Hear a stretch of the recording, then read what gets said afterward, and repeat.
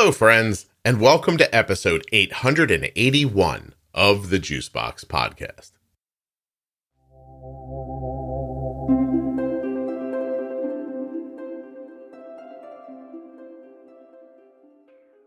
Hello, and welcome again to the Best of the Juicebox Podcast. Today, we're going to revisit episode 463.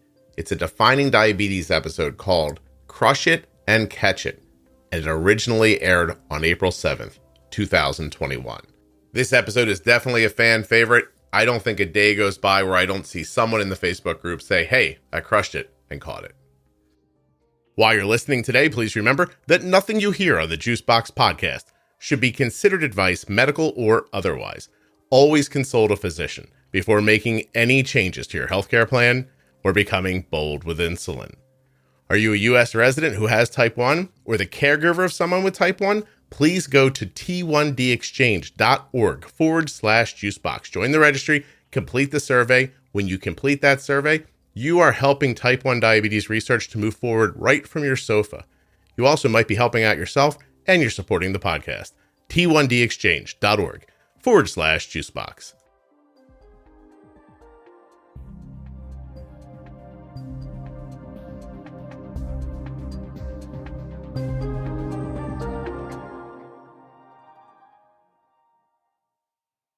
This episode of the podcast is sponsored by Cozy Earth.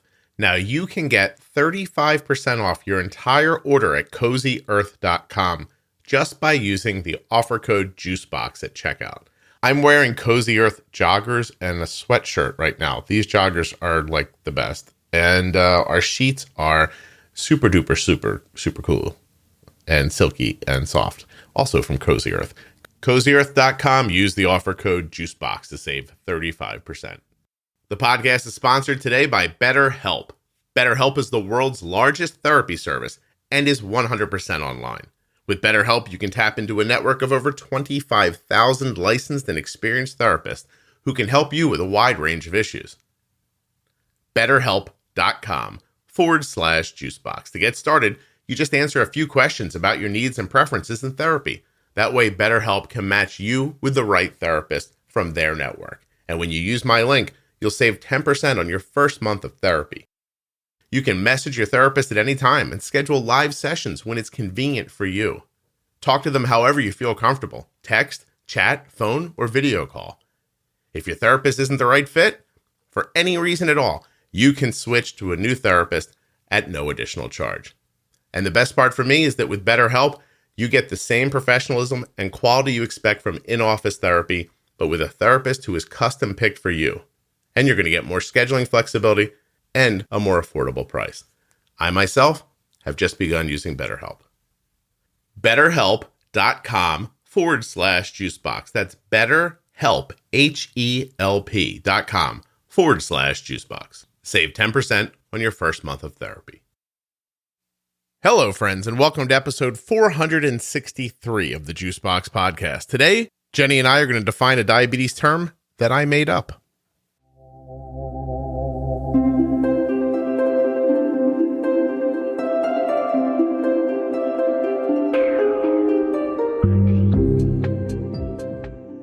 Don't tell the other episodes, but I quite like the Defining Diabetes series.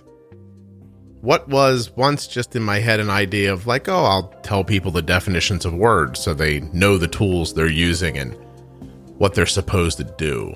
But I've come to see these episodes as more than that as time has passed. I think they're their own special little, I don't know. I just like them. It's like a mini pro tip series. Defining diabetes. They're just good. And they're helpful.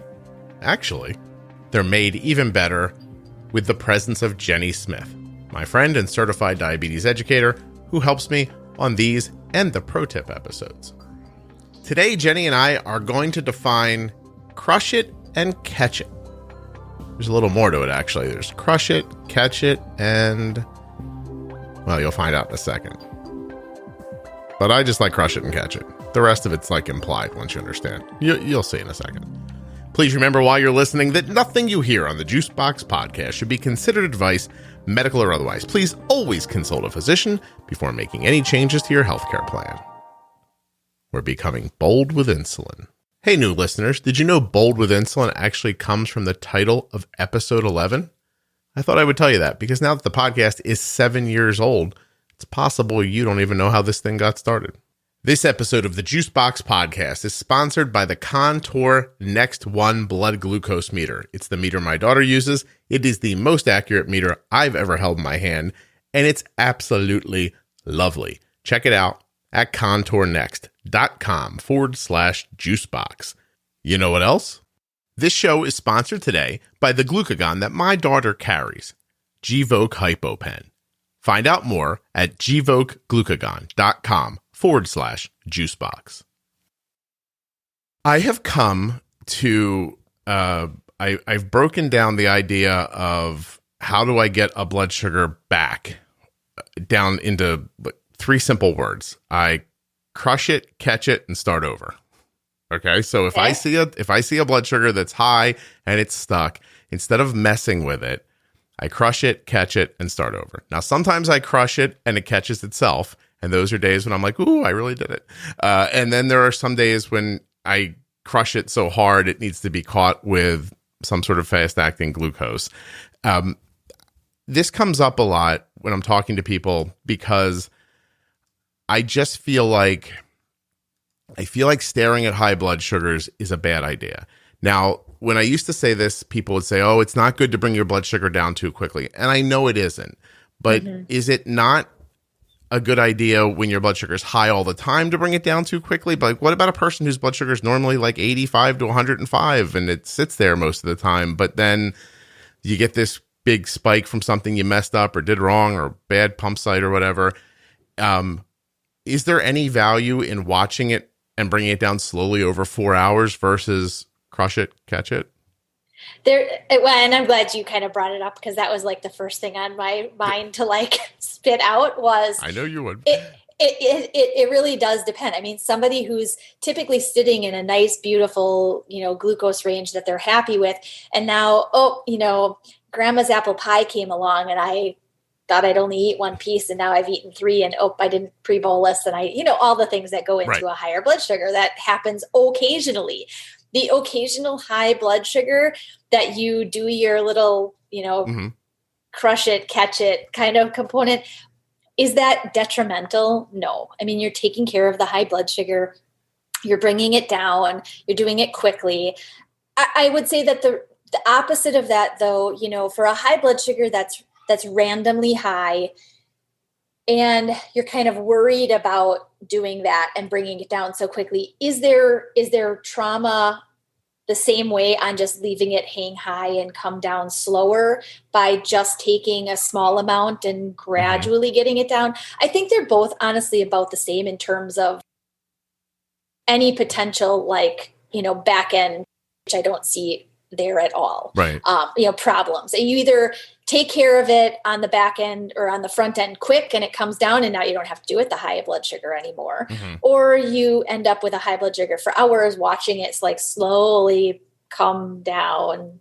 Yeah. You may not feel great during that lengthy time, but on the same, if you crush it early and it drops really fast, you also might feel the drop too. So, in either of those, I don't think that it's necessarily bad. The long term of consistently doing that, like if you are the roller coaster and you're constantly crushing highs and on the back end catching them with a load of extra food, therein something needs some adjustment. Right. Well, and so that phrase would not come into my mind if Arden was constantly high. I would think, oh, there's so many other things that I don't understand. I am really talking about specifically when you just have this out of nowhere, where did this come from? Because I think one of the problems with messing with it for hours is that runs into another meal. And now you don't have any resolution of the carbs and the insulin, right? There's no, I found myself years ago always saying to my wife, look, we need to get this down, get it level, get this insulin out of her so we can start over again. Because if not, you have all these other variables going on. You don't know which ones are impacting, and then you go into another meal. And it takes years to be able to just on the fly go, okay, there's still some active insulin, but the food's gone now. So I'll bolus this and I'll take away 10 carbs because I know there's some insulin left. Like most people can't do that off the top of their head. Right. So my theory has always been get it down as fast as you can, because the insulin you use to get it down is kind of gone after that. Like it gets, I don't know if this is a technical term, but it feels like it gets used up dealing with the carbs. Does that make sense?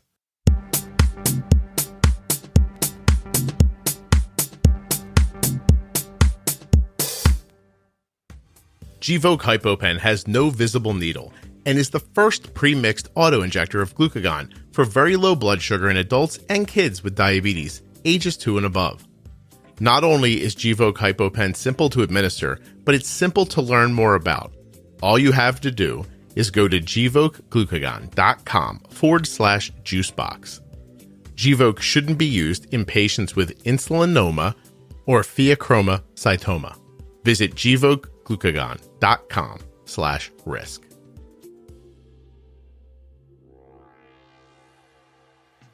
Are you or your child carrying around an old, busted up, nasty blood glucose meter? Are you not even certain if it's accurate? Does that sound like the situation you find yourself in? Because if it does, it would be very easy and possibly financially advantageous to check into the Contour NEXTONE blood glucose meter.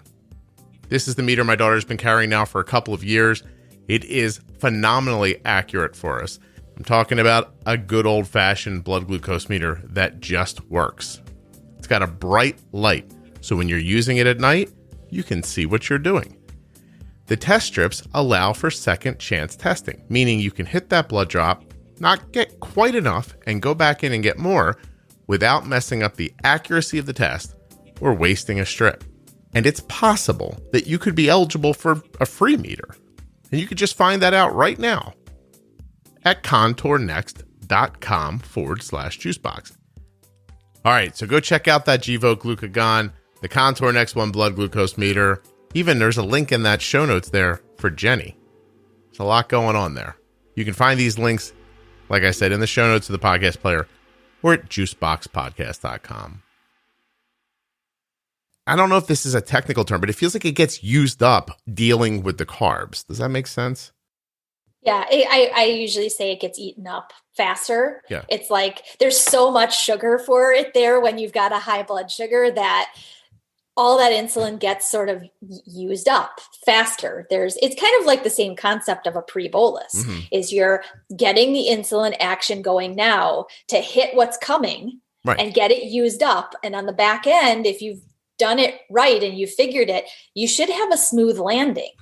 It always appears in my mind like a fist fight that just goes to the death.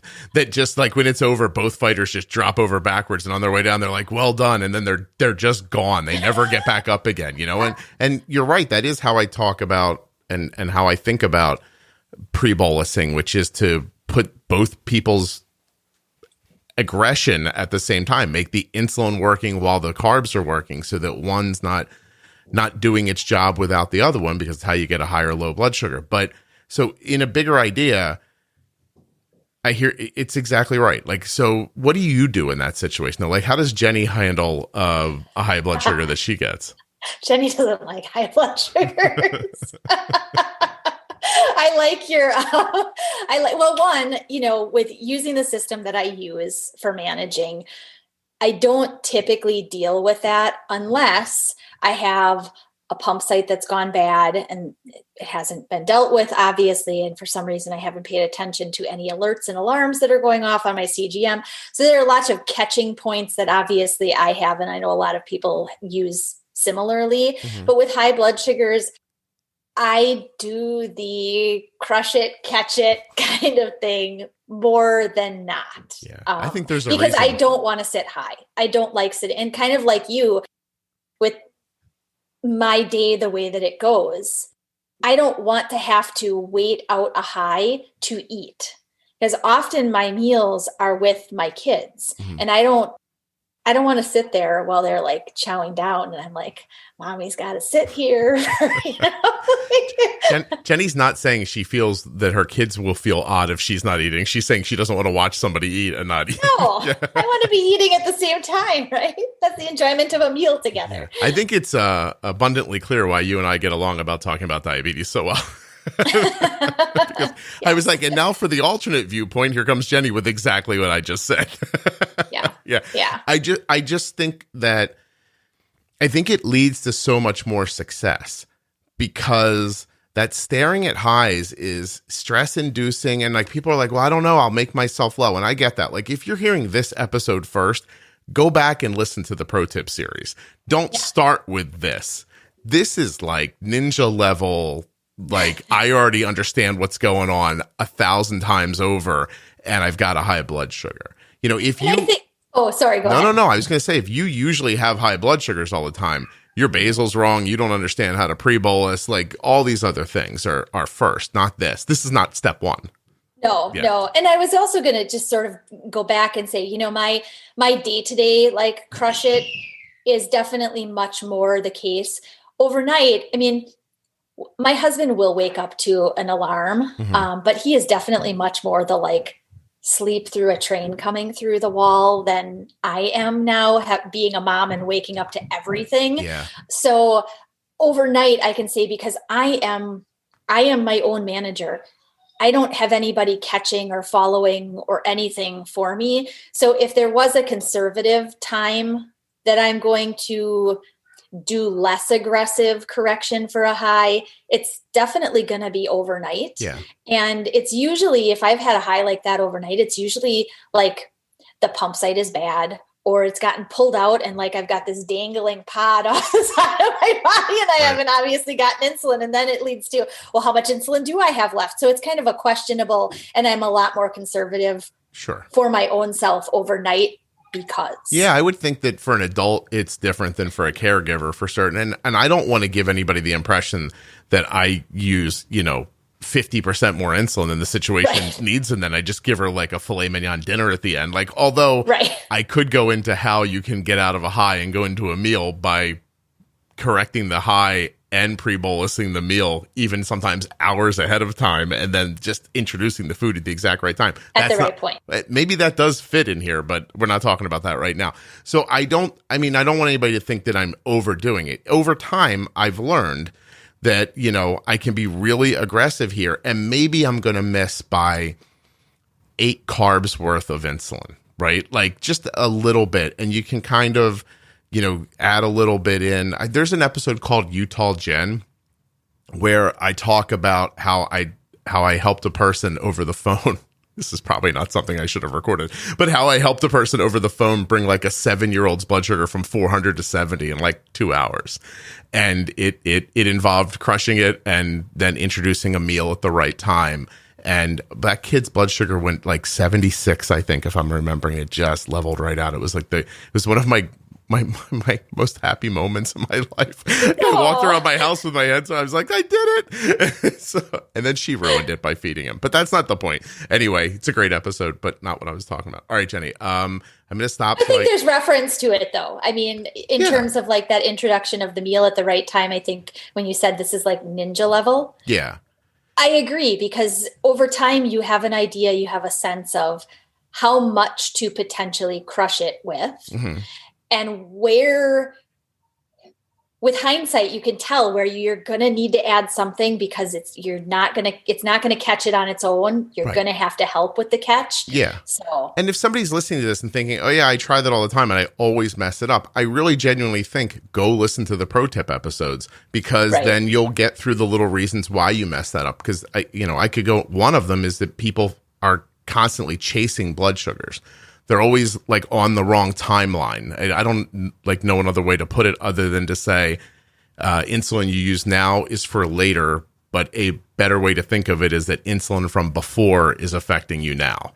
And if you're trying to affect before now, you're caught in a time travel movie and you're on the wrong end of it. So anyway, try the pro tip series. Okay, Jenny, thank you very, very much. Yeah, you're welcome.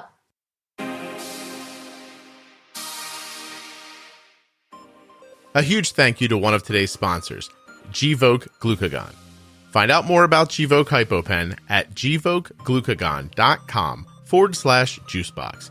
You spell that GVOKEGLUCAGON.com/juicebox. Have you been thinking about that Contour Next One blood sugar meter? Have you been thinking about that Contour Next One blood glucose meter since I brought it up earlier? This is your time. Go check it out. contournext.com/juicebox. You can find links in the show notes to... Hold on a second. I'm going to run out of music. You can find links in the show notes to today's sponsors, to Jenny Smith, and to all of the sponsors of the Juicebox Podcast. Right there in your podcast player, there are show notes in your podcast. There are show notes in your podcast player. You can click on them from there, and the links are there. Or, I don't want to get too technical when I say the links are there, or you can find those links at juiceboxpodcast.com. Allow me to take this moment to thank you for listening to the Juicebox Podcast, for sharing the show with other people, and for making last month, March of 2021, the most popular, the most downloaded month ever in the history of the podcast. I'm not giving away the numbers, but last month did by a multiplier better than the first year of the show. Is that not crazy? Anyway, I have you to thank. So thank you. I appreciate it. Again, when you share the show, when you subscribe in a podcast player, when you tell somebody about it, when you leave a review and you're like, oh my God, I love this podcast as a review. And then you give like a really thoughtful reason why, those reviews are very helpful. Mostly for listening. That's the best thing you can do for the show. Listen and tell someone about it. I really appreciate this. I feel like I've gone on too long about this now, but there's no going back and I don't feel like editing it out. So I'll see you soon with another episode of the Juicebox Podcast. I'm just going to keep talking. You can leave if you want to. But some people don't know about the other episodes that I think would be really helpful to them, so I'm going to take a moment. Juiceboxpodcast.com is the website for the show. Everything you need is there. There's menus at the top. And you'll be able to find the Diabetes Pro Tip episodes and the Defining Diabetes episodes under one link. It's a link that says Diabetes Pro Tip.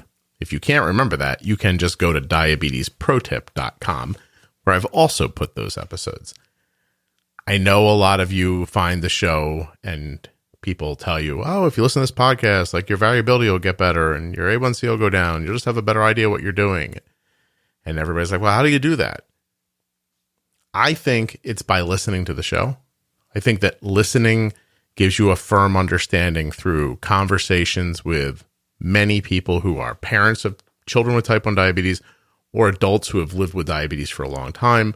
Just hearing the conversations, hearing ideas come up, things get spoken about, I find very helpful. I find it builds your kind of diabetes knowledge. But if you really just want to dig into management ideas, you are looking for the Defining Diabetes episodes, just like this one, and the Diabetes Pro Tip episodes. So again, diabetesprotip.com. They're also right there in your podcast player, the thing you're holding right now with your phone. The pro tips begin at episode 210. They do not run concurrently, so you have to find them. And I think, but I'm looking, so it seems disingenuous. I was buying time. The Defining Diabetes episodes begin at episode 236. There are many of them, actually. Probably number in the dozens, and I don't see any end to them. As we define, I don't even see them as like definitions. I started talking about this at the beginning. Like, it's not just like bolus means this. It's Jenny and I, we define it, but then we talk it through.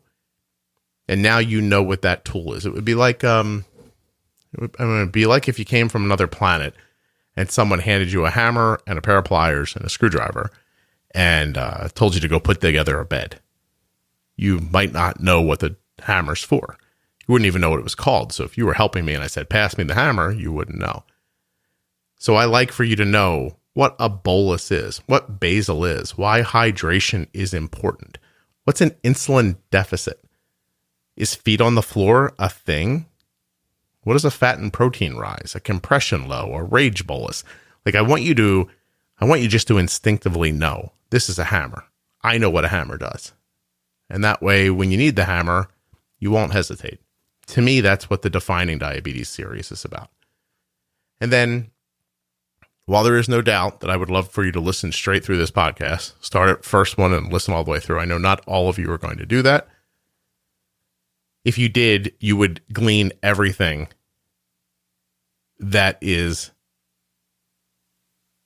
inside of the pro tip episodes. Don't skip the pro tip episodes. Just listen to them straight through. Episode 210, Diabetes Pro Tip, Newly Diagnosed or Starting Over. And they go on from there.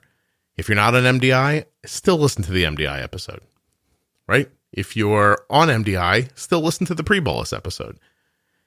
If you're on MDI, listen to the insulin pumping episode. If you've never had a CGM in your life, still listen to the Mastering a CGM episode. Don't miss bumping and nudging, the variables, exercise. Like, don't just skip one because you think, oh, this isn't for me. Those are going to lay down a firm foundation around your diabetes management, in my opinion. And they're free, so why the hell not, right? Okay, thanks so much. Now I'll really see you next time. Bye-bye. Hit subscribe.